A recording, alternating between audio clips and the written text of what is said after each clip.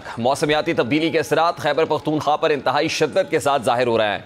Monsoon बारिशों और गैर मामूली क्लाउड बर्स्ट ने सूबे में एक खौफनाक इंसानी अलमिया बर्पा कर दिया है। NDMA के मुताबिक अब तक 670 अफराद जाँ बहक जबकि 1000 से ज़ायद ज़ख्मी हो चुके हैं। ये आदाद शुमार ना सिर्फ इस बात का सबूत है कि कुदरती आफात के सामने इंसानी बिसात कितनी कमज़ोर है, बल्कि ये भी वाज़ेह करते हैं कि पाकिस्तान मौसमियाती तब्दीली का बराह रास्त शिकार बन चुका है। ग्लेशियर्स के तेज़ी से पिघलने और गैर मुतवक्के बारिशों ने सैलाबी सूरत हाल को मज़ीद ख़तरनाक बना दिया है। बहरहाल इस सूरत हाल से निपटने के लिए रेस्क्यू और रिलीफ ऑपरेशन जारी है।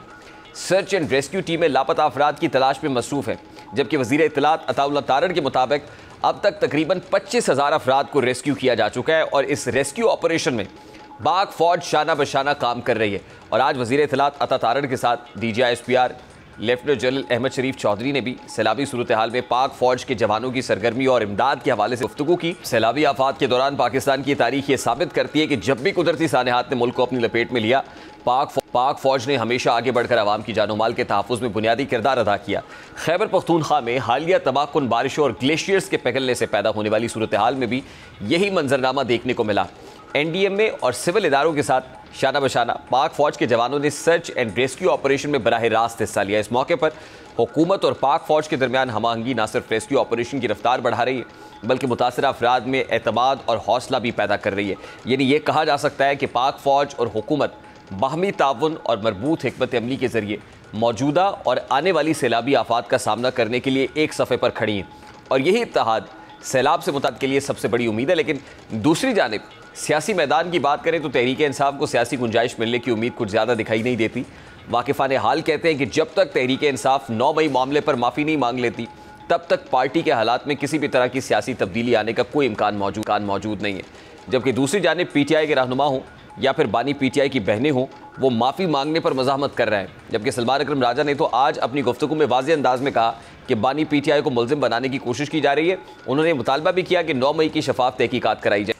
अब ऐसा लग रहा है जैसे तहरीक इंसाफ 9 मई मामले पर अपने मौक़िफ़ से पीछे हटने को तैयार नहीं। दरहकीकत तहरीक इंसाफ की जानिब से ये तासुर दिया जा रहा है कि बानी PTI को डील की पेशकश की जा रही है, जिसको वो कबूल करने को तैयार नहीं है। अगर इस मौक़िफ़ को देखा जाए तो इसका मतलब ये हुआ कि बानी PTI उसूलों की सियासत को तरजीह दे रहे हैं और वो मज़ीद अरसा भी जेल काटने को तैयार है। लेकिन बानी PTI की बहन अलीमा खान, जो अपने मुतज़ाद बयानात की वजह से पार्टी में तनकीद की ज़द में रहती हैं, उन्होंने एक बार फिर आउट ऑफ द वे जाकर बयान दिया है। वो ये दावा कर रही है कि बानी PTI जेल में खौफ का शिकार है। अब अलीमा खान का ये बयान तहरीक इंसाफ की मजमूई सियासत और बयानिए पर गहरा असर डाल सकता है, क्योंकि अब तक तहरीक इंसाफ का बयान ये रहा है कि बानी PTI बहादुर और आज़म के साथ मुश्किलात का सामना कर रहे हैं। लेकिन अलीमा खान के अल्फाज इस तासुर को कमज़ोर करते दिखाई दे रहे हैं। ये बात वाज़ेह है कि पाकिस्तान की सियासत में लीडरशिप की शख्सियत और किरदार जमाती नज़्म नस्क के लिए रीढ़ की हड्डी की हैसियत रखता है। अगर लीडर की कमज़ोरी या नफसियाती दबाव की तस्वीर अवामी सतह पर उभरेंगे तो फिर ये ना सिर्फ हामियों के हौसले पस्त करती है, बल्कि मुखालिफिन के बयानियों को भी तक़वियत देती है। सियासी जमातों में लीडरशिप की साख एक कलीदी अंसर है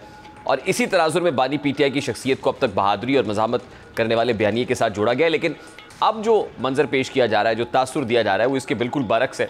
और पाकिस्तान तहरीक इंसाफ जो इदारों से, इस्टेब्लिशमेंट से बात करने की ख़्वाह है, जब ये बात सामने आ गई कि माफ़ी मांगे और सिद्क़े दिल से माफ़ी मांगे, तो उस पर पाकिस्तान तहरीक इंसाफ का ये रद्द-ए-अमल यकीनन इदारों के साथ मामलात को या रप्चर्ड ताल्लुकात को बेहतर करने में तो कहीं पर मुआविन साबित नहीं होगा, बल्कि ये गैप तो मज़ीद बढ़ता हुआ नज़र आ रहा है।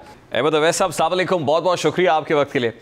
अहमद अवैस साहब, ये अलीमा बीवी का स्टेटमेंट आपने सुना कि बानी PTI जेल में खौफज़दा हैं और इतने खौफज़दा, इंटेंसिटी उन्होंने बताई उनके खौफ की इस वक्त जेल में क्या है, तो बानी PTI जेल में खौफज़दा है अहमद अवैस साहब, और है तो क्यों है?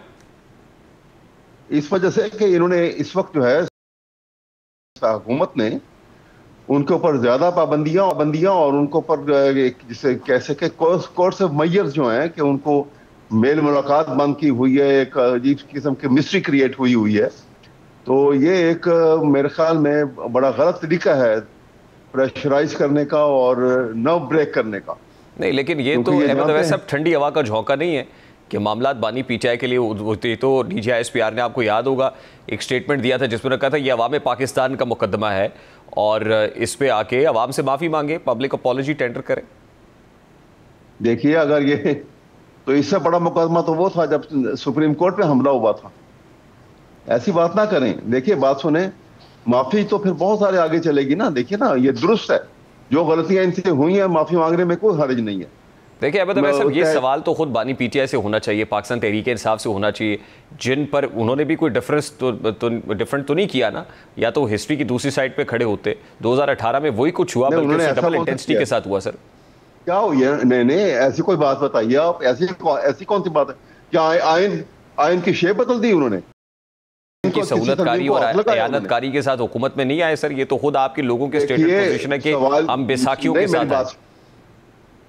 देखिए सुनिए, बात सुनिए। जब हुकूमत बनती है ना, सारी दुनिया के अंदर एस्टेब्लिशमेंट जो ये होती है, जिसको जो फोर्सेस का जो महकमा है, it is considered as part, it is a limb of the government. Government के डिस्पोजल पे होता है कि इनको इस्तेमाल करे जहां और जिस तरीके से चाहे। और इसलिए ये कोई ऐसी अचंभा की बात नहीं है। कोई सिविल ब्यूरोक्रेसी और मिलिट्री ब्यूरोक्रेसी जो है, ये हर गवर्नमेंट के डिस्पोजल नहीं, लेकिन उनके कांधों पे सवार हो कि अगर आप हुकूमत में आए तो ये जस्टिफाइड नहीं है। अगर आप इल्जाम लगाते हैं, कैसे कहते हैं? देखिए ना, अगर मवाजना करें, आज के इलेक्शन जिस तरीके से रिग करके ये हुकूमत आई है, ये 2018 में क्या हुआ सकता है? ऐसे तो नहीं हुआ था। ऐसा कहाँ हुआ सर? ये तो कोई रीजन नहीं है ना कि उसमें कम हुआ था, इसमें ज्यादा हुआ था। हुआ तो रॉन्ग इज रॉन्ग। ये है कि देखिए ना, two wrongs can never make right sir. नहीं, बिल्कुल नहीं, बिल्कुल भी नहीं हो सकते। वो जो थोड़ी बहुत इंटरफेयर ये करते रहे हैं और गलत है, मैं उसको जस्टिफाई नहीं करता। वो 2 में भी हुई है, 8 में भी हुई है, 13 में भी हुई है, 18 में भी हुई है। लेकिन ये मैसिव जिस तरीके से कि जो पहले इन्फ्लुएंस किया गया, पार्टी को उसका तखय्युस तोड़ दिया, उसको सिंबल तोड़ दिया, उसको इलेक्शन में कैंपेन नहीं करने दी। वो कौन रोकता था कि आप कॉर्नर मीटिंग करने नहीं दे रहे हैं और इलेक्शन आ रहे हैं, बाकी तमाम पार्टियां जो है जलसे कर रही हैं। आप देखिए, ये चीजें जो हमारे सामने हुई हैं, उसको आप डिनाई कर लें, अलग बात है सर। लेकिन जो हकीकत है, देखिए बात यह है कि पाकिस्तान तहरीक इंसाफ जब वन साइडेड पिक्चर पेंट करती है तो वो गलत है। मैं तो सिर्फ दूसरा रुख में दिखा रहा हूँ। आपकी अपनी गवर्नमेंट के अंदर एक डस्का इलेक्शन हुआ था, जिसकी रिपोर्ट भी सामने आ गई थी। उस डस्का इलेक्शन में कितने पंक्चर लगे थे वो भी सबके सामने। तो इसलिए आज अगर पीटीआई ये कहती है कि पीटीआई बड़ी राइट साइड के ऊपर खड़ी हुई और बहुत पवित्र है, तो ये भी ठीक नहीं। आप एक रिपोर्ट की बात करते हैं, उस दौरान कितने इलेक्शन हुए थे और कितने इलेक्शन पीटीआई हारी थी। अगर ये सारी बात होती तो एक इलेक्शन भी ना हारते। वो तो गिन ले। नेचुरली सर, आज भी पाकिस्तान तहरीक इंसाफ जीती है ना सर। आज भी पार्लियामेंट के अंदर आपकी नुमाइंदगी है ना। फिर यहाँ पे तो वो बात तो यहाँ पे दुरुस्त बैठती है। आप देखें ना, यहाँ पे कैसे नुमाइंदगी। अभी इसीलिए तो हमारा तो ये तकाजा था कि अगर आप कुछ नहीं करते हैं, आप इलेक्शन ऑडिट करा लें, किसी को उधर ही बाकी नहीं रहेगा।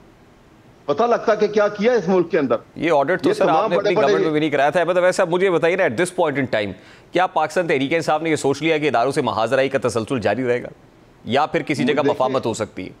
मफामत हो सकती है। मफामत के लिए आएंगे तो होगी ना।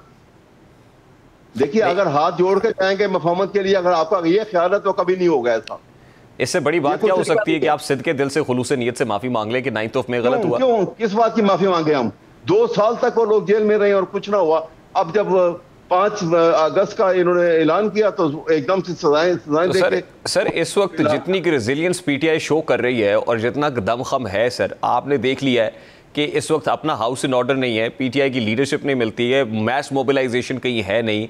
आप वो प्रेशर हुकूमत के ऊपर और इस्टेब्लिशमेंट पे डालने में खासे नाकाम रहे हैं। इसके बावजूद अगर इस माइंडसेट के साथ चलते रहेंगे तो कोई कामयाबी मिलेगी? सर सवाल मेरा बड़ा सादा है। देखिए हाँ, आपका बड़ा अच्छा सवाल है। सवाल सादा भी है लेकिन बहुत अच्छा सवाल है आपका। देखिए, अगर ये बात जो है ना, इस असूल के ऊपर अगर चलने लगे, इसका मतलब ये है कि जब कोई ताकतवर सामने आ जाएगा तो उसके आगे झुक जाओ। ये असूल तो ये है। देखिए, कोई सी जगह पे असूल पे खड़ा होना पड़ता है आपको। अब वो गैर असूली कहां पे खड़े हुए हैं ये सर? इस वक्त मुझे बताएं कि प्रिंसिपल पोजीशन क्या है पीटीआई की, किस उसूल पे खड़े? इस असूल पे खड़े कि पाकिस्तान में आइन असल हैसियत में आए और लोगों के हकूक और अदलिया की आजादी बहाल हो। ये बुनियादी चीज है। आइन की सर, आइन की बहाली और अदलिया की आजादी के लिए पाकिस्तान तहरीक इंसाफ जब खुद गवर्नमेंट में थी तो क्या किया? कुछ भी नहीं, कहीं पर भी उन्होंने कहीं इसमें नहीं की। कहां इंटरफेयर किया? देखिए ना, बात सुने। देखिए, ये मटेरियल तब्दीली जब आती है, अब तो उन्होंने 26वीं तरमीम जिस तरीके से की, गैर आइनी तरीके से, और मैं गैर आइनी इसलिए कहता हूं कि 4 सूबों ने मिलकर पाकिस्तान का आइन बनाया था और 4 सूबों में से एक सूबा उस वक्त उसकी रिप्रेजेंटेशन ही नहीं थी, सेनेट के इलेक्शन ही नहीं हुए थे, और आपने 26वीं तरमीम तो सर अगर मैं आपसे ये कहूं कि Pakistan Tehreek-e-Insaf was very much on board जब 26 कॉन्स्टिट्यूशनल अमेंडमेंट हो रही थी, तो फिर आप क्या कहेंगे? अब कहने की क्या बात है? ये देखिए ना, सवाल ये है कि ये बात जो है तहरीक-ए-इंसाफ की नहीं है, ये बात एक असूल की है कि ये आपके सामने जो हुआ वो कैसे हुआ। क्या ये आइन को तरमीम करने का ये तरीका जिसमें एक सूबे की रिप्रेजेंटेशन ही ना हो, तरमीम हो सकती है? और ऐसी तरमीम जहां पे तीसरा पिलर जो है पाकिस्तान के आइन की खसूसियत ये थी कि जब इसको बनाया गया था, आप भुट्टो साहब की वो तकरीरें पढ़ लें, जब कॉन्स्टिट्यूशन बनाने के दौरान की हुई थी कि पाकिस्तान की जुडिशरी को एक अलग हैसियत, एक सेपरेट इंडिपेंडेंट। सर मैं मान लेता हूं कि चलिए पीटीआई इसमें शामिल नहीं थी, तो अगर शामिल नहीं थी तो इसको रोकने के लिए पाकिस्तान तहरीक-ए-इंसाफ ने क्या रोल प्ले किया? हम क्या कर सकते थे? एक तरफ ताकत है sir, you could have annexed with the opposition. Sir आप जमीयत उलमा इस्लाम फे को आपसे गिला हो गया, एतराज हो गया कि पाकिस्तान तहरीक-ए-इंसाफ डबल गेम खेल रही है। कोई डबल की बात नहीं है इसमें डबल गेम की मसला नहीं था। देखना यह है कि तरमीम जिस तरीके से हुई है वो ठीक थी कि नहीं। आप इस बात को भूल जाएं कि कौन क्या कर रहा था। देखना यह है कि पाकिस्तान को सामने रखें, जो तरमीम होनी चाहिए थी या जिस तरीके से जो तरीकेकार है तरमीम करने का, क्या वो अपनाया गया? आप देखें जब पहले सितंबर में ये बिल आया, मैं इसको एक रात लगाया कि आज रात तरमीम हो जाएंगी। रात के 11 बजे उसका मसवदा जो है मौलाना फजलुर रहमान के घर में जाता है और वो लॉ मिनिस्टर लेके जाते हैं और कामरान मुर्तजा साहब उनके जनरल सेक्रेटरी जो हैं उनकी जुबानी सुन लीजिए। वो कहते हैं, जब हमसे पूछा उनसे कि भाई आप इस वक्त रात को ले आए हैं और अभी आपने 12 बजे रात के इसका सेशन रख लिया और वहां पे वोटिंग होगी, हमें बताएं इसके अंदर है क्या? सर ये कंसर्न्स दूर हुए थे तो जमीयत उलमा इस्लाम फे पार्लियामेंट में गई थी और पीटीआई नहीं गई थी। जाहिर है जेयूआई का अगर कंसर्न्स थे तो कंसर्न्स दूर हुए थे ना सर। लेकिन ना बात सुने, मैं आपको जो हिस्ट्री वो बता रहा हूँ जो हमारे सामने हो चुका है और आपके सामने भी हो चुका है कि रात के 11 बजे जब गया है तो उसने कहा कि लॉ मिनिस्टर कह रहा है कि ये तो इसके अंदर क्या है मुझे भी नहीं पता, तो कहां से बन के आया था? तो अहमद अवैस साहब कहते हैं कि politics is the art of possibilities, मुमकिनात का खेल है। तो क्या जैसे आप इतने रिजिड हो गए हुए हैं और आप समझते हैं कि नहीं ये पॉसिबल है? ये रिजेक्ट नहीं है जी, रिजेक्ट नहीं है। सवाल ये है कि हम आप पॉसिबिलिटी का जरूर है, लेकिन आप उसमें अनस्क्रूपलस होके नहीं खेलें। आप उसको एक लुक्रेटिव बिजनेस बना के इसके अंदर ना आए। आप असूल से कौम को बिल्ड करना है आपने। आप तो कौम की खिदमत के लिए आते हैं। ये कुछ तरीका नहीं है कि आप अगर पॉसिबिलिटी का है तो उसमें हम राइट और रॉन्ग, ये all is fair in love and war, ये इस बेस के ऊपर हम पॉलिटिक्स में अगर आके खेलेंगे तो मुल्क की तबाही जो आपको जो आज नजर आ रही है इससे और ज्यादा हो। हमें कहीं पे तो कोई स्टेप लेना है। और देखिए मैं और बात बताऊं, मैं खुद मफाहमत का हामी हूं, मैं भी चाहता हूं कि मफाहमत हो, लेकिन उसके लिए मैग्नेनिमिटी हमेशा हुकूमत को दिखानी होती है। आपको भुट्टो साहब का जमाना मैं याद दिला देता हूं, अगर आप उस वक्त बहुत छोटे होंगे। देखिए जब बहुत वो भी रिगिंग के बुनियाद पे एजिटेशन हुए थे और जब बहुत बढ़ गए तो भुट्टो साहब ने TOR बनाई और बाकायदा ऑफर किया एज प्राइम मिनिस्टर कि आओ मेरे साथ बैठ के हम इसको हल करते हैं। और फिर बाकायदा टीमें बैठी और आपस में सिलसिला शुरू हुआ बातचीत का बड़े अच्छे माहौल के अंदर, और कामयाब भी हुआ। वो अलग बात है कि बाद में माशाल्लाह आ गया, लेकिन बात यह है कि कुछ तरीके कार जो है ना, आप हर वक्त हर चीज के ऊपर तो उनको दबा नहीं सकते हैं। इस तरह से ये जब आप दबाते रहेंगे तो आपका क्या ख्याल है कि इससे को प्यार मोहब्बत बढ़ेगा, नफरत? सर लास्टली देखिए, एस्टैब्लिशमेंट की सियासी मुदाखलत के आप खिलाफ है, वो नहीं होनी चाहिए, लेकिन उसके लिए आपको जमहूरी कुव्वतों के साथ तो बैठना पड़ेगा। उनके साथ बैठने को भी तैयार नहीं है, गवर्नमेंट के साथ भी बैठने को तैयार नहीं। आप बैठना भी एस्टैब्लिशमेंट से चाहते हैं, तो सर ये दो रंगी नहीं है। नहीं तो मेरी बात सुनिए, ये गलत बात है ना। हम तो जमहूरी कुव्वतों के साथ वो गलत है, वो उनका एक्ट जो है और फेल जो है वो गैर जमहूरी है। हम फिर तैयार थे। आप जरा पीछे चले जाइए, दिसंबर 2024 के अंदर जब इमरान खान ने जेल में ऐलान किया कि हमारी ये टीम है, हम निगोशिएशन के लिए आ रहे हैं, और वो टीम बाहर निकलती है, अडयाला जेल से गिरफ्तार हो जाती है पहले, फिर उनको रिहा करते हैं और फिर जाके पहले वो जाते हैं, जाके असेंबली उसके स्पीकर के चैम्बर में बैठ के बातचीत होती है और अगली डेट फिक्स होती है 2 जनवरी। 2 जनवरी को दोबारा जाते हैं वहां पर। यह आपके सामने ये जो आपकी सारी पूरी किताब है, और वहां जाते हैं तो बड़े अच्छे माहौल में बातचीत होती है और हुकूमत की टीम कहती है कि आप अपने मुतालबात तहरीरी तौर पर ले आएं ताकि हम उसके ऊपर बाकायदा बातचीत करें। और यह तय पाया कि अगले दिन आप जाके इमरान खान से मिलके अपने मुतालबात तहरीरी लेकर आ जाएं। वो अगला दिन नहीं आया, फिर अब ये आपके सामने है सारी नहीं, बात। लेकिन एक टीम गई ना, फिर उनको एक्सेस दी, बानी पीटीआई से मुलाकात हुई, लेकिन फिर बानी पीटीआई की इंस्ट्रक्शंस आ गई कि हुकूमत से मुज़ाकरात नहीं करना। क्या देखिए ना, आप देखिए बात को अगर गलत तौर पे पेश करेंगे तो वो आपकी मर्जी है। अहमद अवैस साहब, आपको याद होगा एक्सेस मिल गई थी बानी पीटीआई तक? नहीं, कब मिली थी? 15 दिन के बाद जी। यही तो मैं आपसे बात कर रहा हूँ कि एक बात शुरू हुई है तो उसमें एक्सेस मिलने में क्या तामुल था कि अगर आप अगले दिन जाके ही मिल लेते और वो मुतालबात तहरीर ले आते, बातचीत आगे चलती। लेकिन उस वक्त जो है जेल का सुपरडेंट इतना ताकतवर हो गया कि प्राइम मिनिस्टर की टीम जो है ठीक है। मतलब ऐसा, I have to take a very quick short break here, यानी there is no flexibility on the part of PTI as of now। आज भी तैयार है, ठीक, मैं आपको सच कह रहा हूँ, ठीक, लेकिन आप सही तरीके से बातचीत के लिए आए और दिल से आए। ये तो हार्ट टू हार्ट बात होती है। अगर दिल से आप बातचीत के लिए तैयार हैं, ये जरूर कामयाब होगी। ठीक, लेकिन तैयार अगर नहीं है तो फिर एक दूसरे के ऊपर हम इस तरह ही इल्जाम तराशी करते रहेंगे। बहुत बहुत शुक्रिया, बहुत शुक्रिया अहमद अवैस साहब, पाकिस्तान तहरीक इंसाफ के वकील रानू अहमद अवैस साहब हमारे साथ मौजूद थे। Let's take a break here, break के बाद वापस आते हैं। एक बड़ा इंपॉर्टेंट सोशल इशू है, बात करनी इस ब्रेक के बाद।